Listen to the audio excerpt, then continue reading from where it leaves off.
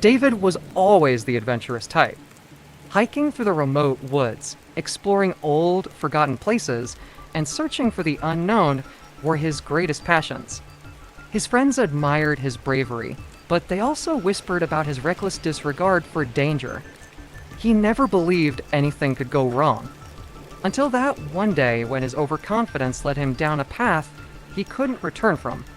It was a Saturday afternoon when David decided to explore the dense forest that lay just outside the small town he had recently moved to.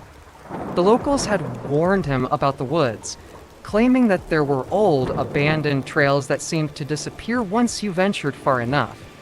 But David waved off their warnings with a laugh. "I'm not afraid of getting lost in a forest.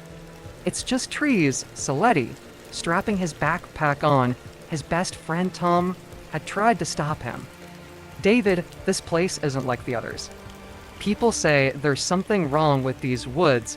David smirked. "Ghost stories for tourists. I'll be back by sundown," Saletti, before heading into the thick underbrush. As he walked deeper into the forest, the sun's rays filtered through the canopy above, casting long shadows on the forest floor. The further he went, the quieter it became. Soon, the chirping of birds and the rustling of leaves faded into an eerie silence. David followed an overgrown path, which soon split into two. Without hesitation, he took the path on the right, even though it looked more treacherous. "No risk, no reward," Saletti to himself, his voice breaking the unnatural stillness. Hours passed and the trail began to narrow until it became nothing more than a faint line through the trees. But David was determined to press on. He wasn't the type to turn back. Soon, though, the path disappeared entirely, swallowed by the forest floor. David stopped, realizing the woods around him had changed. The trees were thicker here, their branches twisted unnaturally. He tried to retrace his steps, but the path was gone, erased as if it had never existed. "That's impossible." Saletti, his heart beginning to race. As he turned in circles, trying to find any sign of the trail, the light began to dim. Shadows grew longer, and the once warm afternoon air turned icy cold. Panic started to set in, but David pushed it down. "I can figure this out," Saletti trying to reassure himself.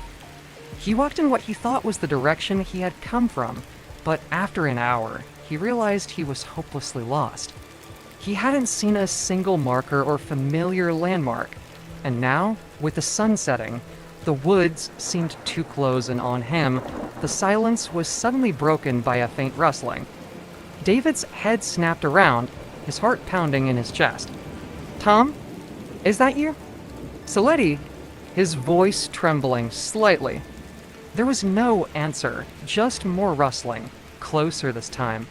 David's flashlight flickered to life as he scanned the trees, trying to see what was making the noise. The beam of light caught something in the distance, a figure standing just beyond the trees. It was too far to make out clearly, but it was there watching. David's heart raced as he took a step back. "Hello? Who's there?" Saletti, but the figure didn't move or respond. Suddenly, the figure turned and began walking away, disappearing deeper into the woods. Against every instinct in his body, David followed. He didn't know why, but he had to know who or what it was. As he walked further, the forest around him seemed to grow darker and colder. The figure always stayed just out of reach, barely visible through the thickening trees. David's footsteps grew hurried, frantic, as he tried to catch up, but then the figure vanished completely, leaving David standing alone in the pitch-black woods. "Wait. Come back!" Saletti, but his voice was swallowed by the silence. Suddenly, the ground beneath him gave way. David tumbled down a steep embankment, crashing through branches and undergrowth until he landed hard at the bottom. Dazed, he groaned in pain, his leg twisted at an unnatural angle. He tried to stand, but collapsed back to the ground. His phone was smashed, his flashlight flickered and died, and there was no sound, no sign of life around him. Panic gripped him as he realized the severity of his situation. Hours passed, and the cold night air chilled him to the bone. The forest was silent again, but in the distance, David thought he heard faint whispers voices, too soft to make out. But they were there as his vision blurred and consciousness began to fade. David's last thought was that he should have listened to the warnings. David's tragic end came not from the mysteries of the forest, but from his inability to heed warnings and respect the unknown. His need to prove himself brave led him to make decisions that sealed his fate.